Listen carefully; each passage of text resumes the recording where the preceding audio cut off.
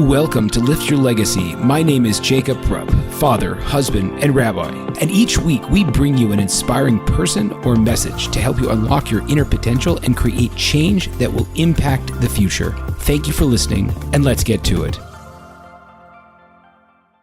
Elad, welcome to the program. Tell us a little bit about your background. As I started off, I'm the son of two secular Israelis grew up in America, and I when I got to college, I started to connect to this Chabad house, and right before that, I had actually had like a whole story to that, which I've written quite a bit about having I had a manic episode where I found out I was bipolar, which caused me to have a near-death experience. As a whole thing, it's a whole discussion, that whole part of my life. But a few years later, I kind of connected to the Chabad house that was there, and it was really inspiring to me, really empowered me and really interested me. And most importantly, it was also when my writing was starting to be something I took seriously. And I remember my Chabad rabbi kind of telling me how writing, creativity, all these things could be uplifted by Judaism. And I remember that really hitting me strongly at that time, even though I didn't really know much about Judaism. And so then I went on to study in Israel. Shortly after I got married, I ended up Orthodox very quickly. We ended up moving to Israel, living there for a few years. Then we went back to Crown Heights with kind of this idea of being what we call creative shluchim, which would be creative leaders in the Jewish community, I guess. And it's kind of what we've been doing since then. And that's how I started Pop Chassid, which is my personal blog. And that's what led to Hevria, which is kind of now the main outlet for that Jewish creative life that I'm trying to lead. You and your wife work together? Yes and no. We do some things together. We just Hevria was kind of something that we came up with together, but she's more of a painter, but she does write on Hevria. And for us, it's kind of just a dream that we're both figuring out in our own worlds, and hopefully are going to start melding soon, as time passes, melding more and more. Tell me a little bit about the idea of where the creative outlets should be expressed in Judaism and how a person is able to tap into themselves while at the same time fitting within the framework of Torah Judaism. Well, I think it's interesting. I think that's actually a great question, because I think creativity is a misunderstood concept, or at least it's a narrowly defined concept for most people. I think most people, when we talk about creativity, they're thinking of art. Sometimes they only think of visual art, but creativity, they're usually thinking of a novel, or they're thinking about movies. And the way that I tend to think of creativity is as a mindset. And I actually see it as kind of, the way that we divide the brain left and right, even though that's not completely scientifically accurate, it's actually a great way of understanding the world. And I think that we are such a left brain society. We're so obsessed with logic, and although you might not think so, but I think it's really true. We expect structure to the world. And I think that's actually just as true in the religious world, ironically. And I think creative thinking is very different than art. And I mean, it's art, I would say, is just like math is the perfect distillation of logic. I think I see art as the perfect expression of creativity. But you can be creative in business, you can be creative in your life, in your family, and it's really just a way of thinking, which means, it's we hear these cliche terms like outside of the box, and it's really true. I mean, we are often taught to think within a certain paradigm, and creativity allows us to break outside of our paradigms.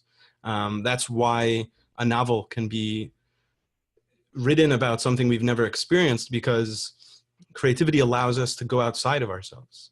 It's essential to empathy. It's essential to connection. It's also essential to, some people define creativity as being able to combine two different ideas. And I think especially as a religious person, it's incredibly important, because we need to be able to combine, not just paint something that looks religious. We need to actually literally combine our Torah belief with our art or with anything that we're doing. And that really requires creativity. That's something very different than painting a Rebbe or painting a menorah or something like that.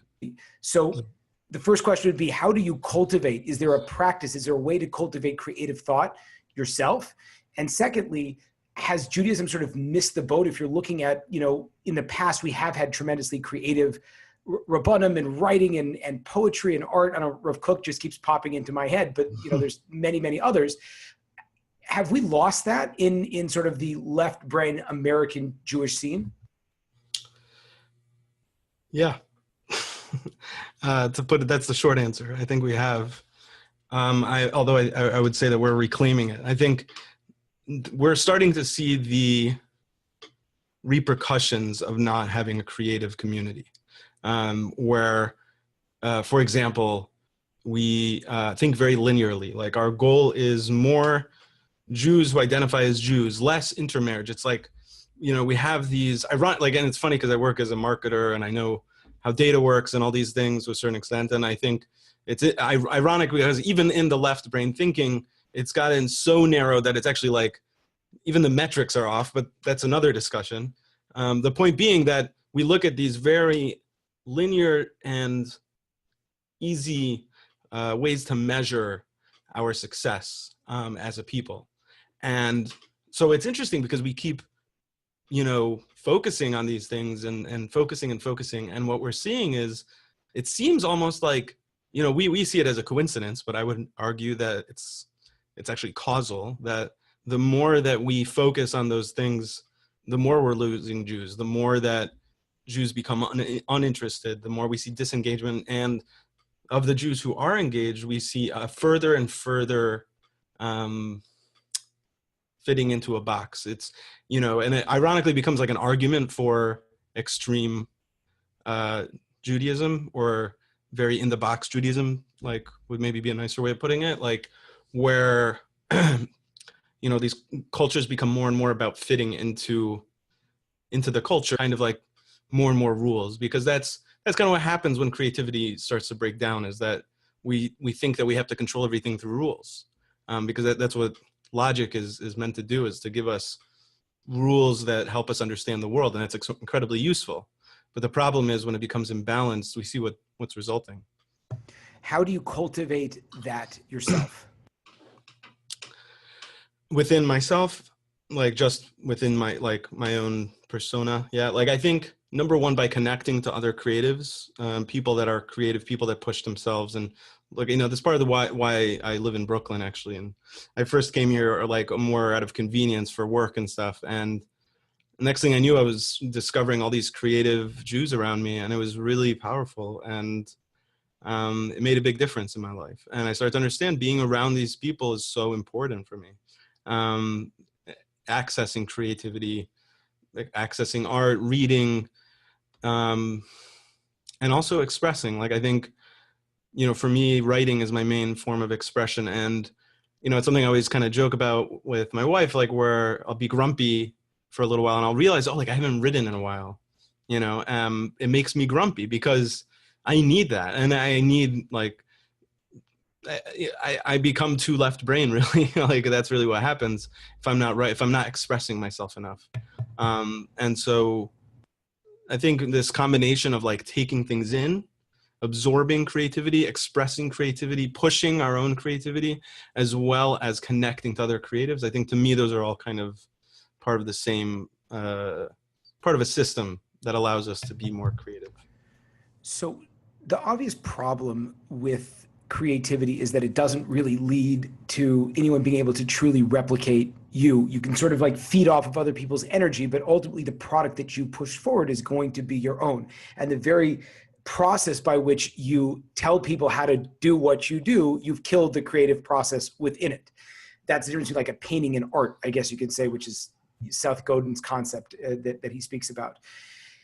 So when it comes to a Jewish person specifically, because this is the fold in which we are familiar, do we see that in terms of how we utilize the Jewish and the non-Jewish world, the passions that we have? If a person loves to dance, how do you do that in a Jewish way?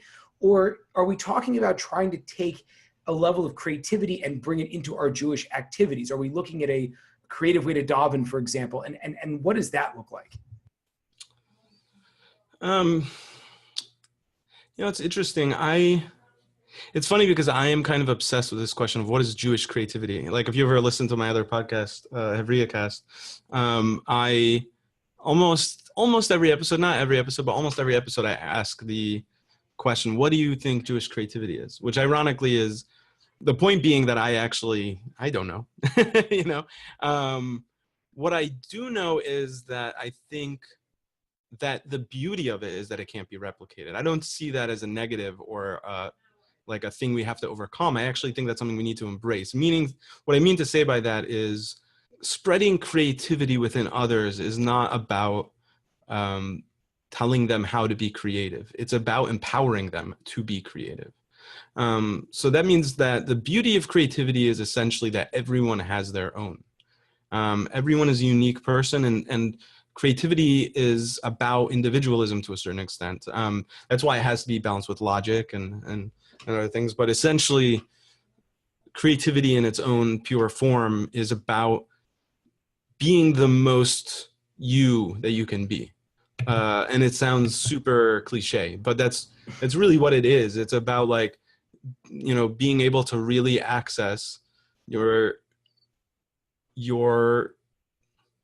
neshama's message, you know, and that means that your tool set is different than your tool sets with logic.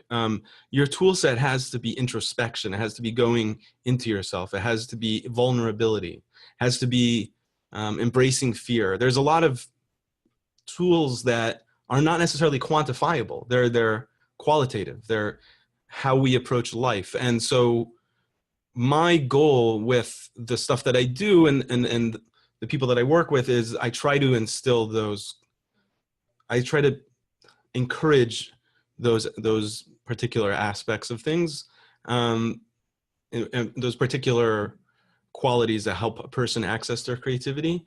But I think it's almost stifling to creativity to try to be like, well, you know, do X and it'll lead to creativity. That's not how it works. And ironically, we think that, ironically, it's like a logical approach, which is anti-creative. Right. So yeah, that's what I try to do. So how, when it comes to Judaism, and as people that didn't grow up in this system and walking into a system that's, you know, thousands of years old and practiced by very intelligent people, how do we give ourselves the license to be creative and Jewish at the same time? Basically, the approach that I try to follow is I'm not so focused on, ironically, as much as I'm obsessed with the question of what is Jewish creativity, what I'm really interested in is how do I empower people to be creative? And I think ultimately that's what allows them to figure out their own answers to the questions that you're asking. Because for me, for example, I'm not so particularly curious about the question of how to make davening more creative.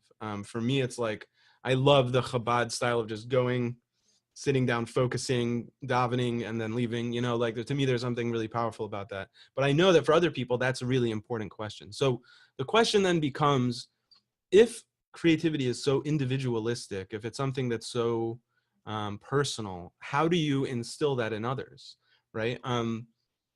And so to me, when we ask question, when we assume that the answer to that question is do X and you will become creative, you know, just like you see in a lot of these kind of shallow blogs and videos and all these things that are like, follow these 3 steps to become creative, right? That's not really how it works. What it really means is learning, you really have to follow a different approach. That's a logical approach. We need to follow a creative approach. So a creative approach means learning to face yourself, learning to discover what's hidden within you, you know, and it sounds super airy, but that's kind of the point. Like, we need to be able to think non-quantitatively. We have to be able to think qualitatively and start approaching our own lives that way. And that's, in my mind, that's really how you empower others to be creative. So it's really just about, you know, kind of teaching people to access themselves.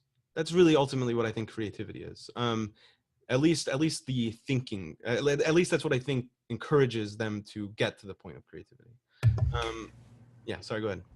You're doing great. So with Pop Chassid and your other sites, are you feeling like you have to always be pushing the boundaries, or is it this ongoing experience of just kind of putting out your soul and seeing what happens? How much of you is worried about what people think about how you write? Well, there's the ideal answer and then there's the real answer. The real answer is I am too concerned. I remember when I first started Pop Chassid, I would call my wife after each episode, after each piece that I put out, because I was like having a panic attack each time. I would be like, "Oh my God, I'm so concerned." I would see all these comments, and it was the worst, you know. And it took me a long time to kind of, at least not be at that level of ridiculousness. Point being that I don't know if we ever get over that part of it, but I do think the ideal is what does it mean to push boundaries? You know, I think there's one thing to push our boundaries when it comes to expressing ourselves in new ways and all these things. And I think there's a lot of value to that. I think it's actually really important. But to me, the true essence of pushing ourselves creatively is about, am I pushing myself internally? Am I doing something that makes me uncomfortable? Am I doing something that forces me to think in a new way, to express myself in a new way, to create in a new way? Or just, I mean, ironically, there will be things that I've created that to me felt more creative in the sense that I had to push myself to a new place that to others felt more shallow. Like, so for example, I used to really avoid writing about politics. And the more that I started, you know, more like the world was starting to change, the more my own life was starting to change, I realized like I really want to write about this more. So for me, the way I kind of tell people about this is that to me, I believe that although writing about politics doesn't seem creative, to me it was a creative act because it meant that I had to push myself into a new direction in terms of my writing. And I think ultimately it really benefited me as a person and also in terms of my creativity. So I heard an amazing story on that same line. They asked Mormon Makarvim or Shluchim, whatever the proper phrase is, you know, what's your success rate? Mm-hmm. And they being the higher ups of various levels of Jewish outreach, and the response was, "We have no idea." And like, you know, as Jews, we're like, "What does that even mean?" And they said, "We don't do it for the people that they're impacting. We're doing it for the people going out and pitching their religion, and how much that makes the impact on those doing the pushing." And so it's a very fascinating concept. What you're saying is it's not that you're looking at what is the end goal of what I'm looking for, but rather how afraid am I to put out what I'm about to put out? Is that sort of what you're saying? I think essentially, like, it doesn't necessarily have to be fear, but I think fear is like really connected to it. But I do think, yeah, it's about, am I pushing myself? Like, as opposed to, am I getting more hits? Am I adapting to the new digital landscape? Like, these are things that you need to do, but like they're logical steps. They're not creative steps. The creative aspect is, what am I doing with myself? So two beautiful final questions. It's great. So start with this. If you're speaking to the future, the Jewish people, the Jewish world as a whole, and thank God, you know, as your platform grows, you're doing this more and more and more. What's that one message that you think is going to save Judaism, if it needed saving, or bring Jews the fire and the passion that they were looking for, that they want, that you felt in your career? What's that like one thing to really build and work on? For Judaism and for Jews to flourish, they need to be willing to give up their Judaism. What I mean by that is that the commitment needs to change from Jews and the Jewish people and all that to like true Judaism, which means I am so committed to truth. I am so committed to creating a better world, to building, you know, the era of Mashiach, that if it turned out that Judaism wasn't the right answer, I would give it up.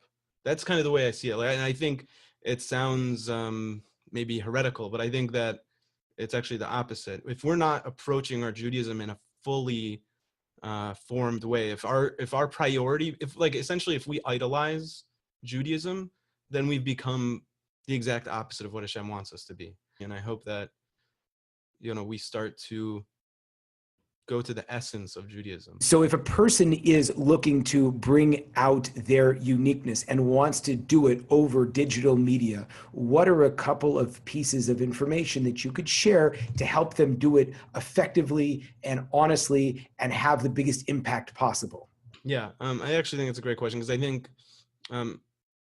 especially like it's ironic because I think, as much as I'm always kind of focusing on this, like focus on yourself and all these things, I think that we make a big mistake when we think like we shouldn't be marketing ourselves, or we shouldn't be pushing ourselves out there, or like that it's some sort of like selling out when you do.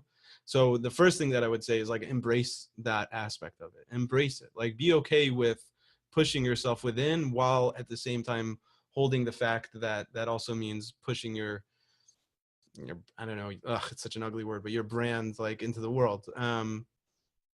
What it means is like essentially just. Wait, can I stop you there? Like, I get that all the time, because one of the things that I do is I help people get out there and actually like Right. say, and everyone's like, oh, how do you do that? I'm like, well, it's pretty easy. Actually, just turn on the video camera, you just start writing articles and sending it to people.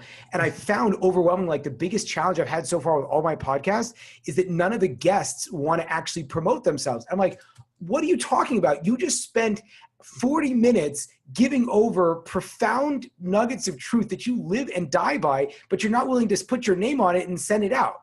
So Right. like, why is the brand so dirty? Why is a name so dirty?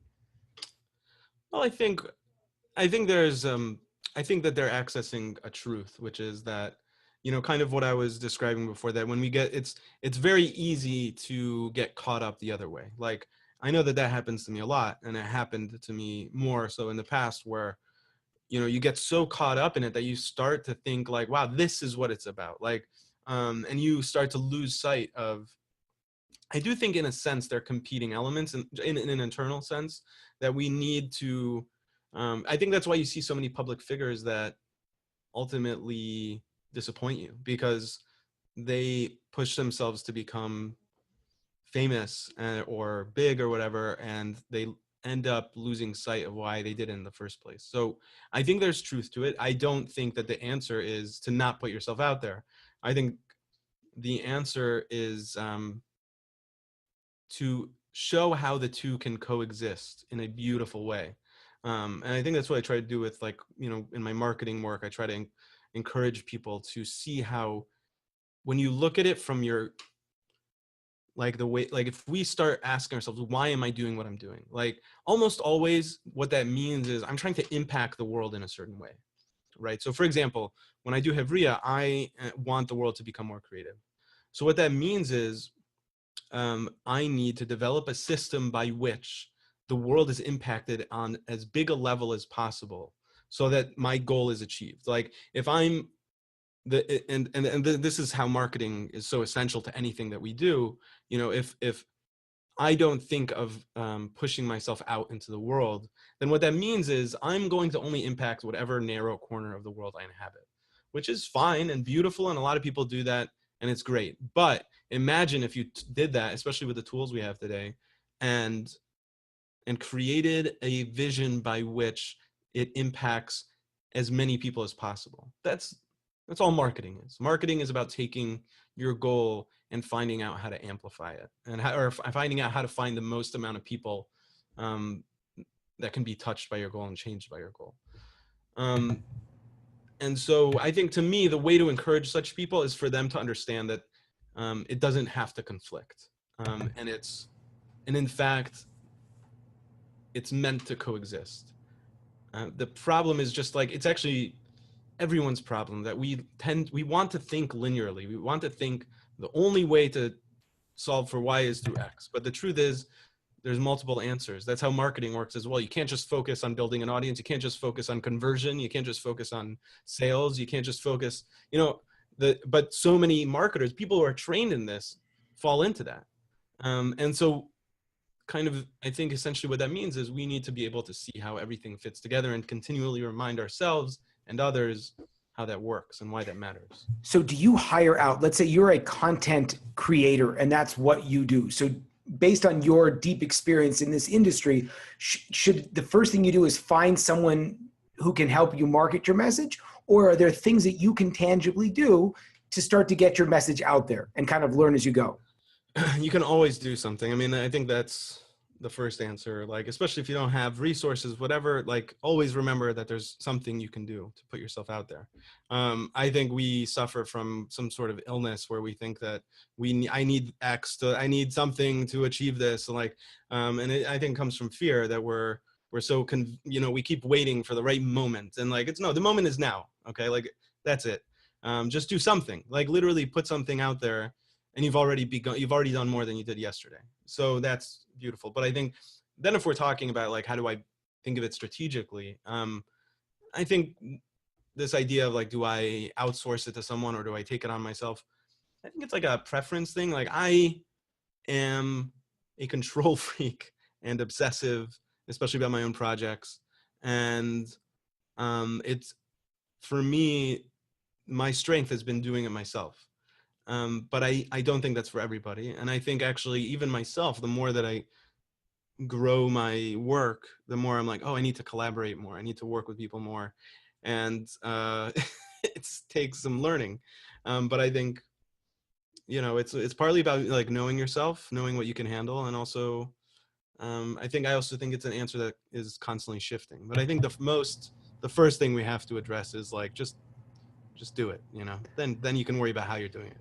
Amazing. So how do people find you, follow you, connect with your work? They can follow Pop Chassid, which is popchassid.com, popchassid.com. It's the same Facebook page and Twitter. Actually, you can follow me on Twitter with Pop Chassid. I would love if people could check out Hevria, which is, if they're interested in Jewish creativity, it's Hevria.com. And you can find the same name on Facebook. Look us up. Love to have you. Thank you so much. I really appreciate it. Thank you. There you have it, folks. Another inspiring episode. If you enjoyed this, I ask you to please share this with your friends and to like us over on Rabbi Rupp through Facebook or on YouTube. And the more that we're able to get these important messages out, the more that we can really make an impact in the world. So I encourage you, please, to stay tuned. We have a ton of amazing speakers coming up, and also to tell your friends about it. Thank you very much.